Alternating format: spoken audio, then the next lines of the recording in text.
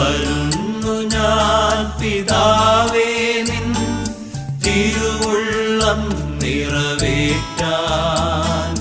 തരുന്നു ഞാൻ പിതാവേ നിൻ കരുണയെഴും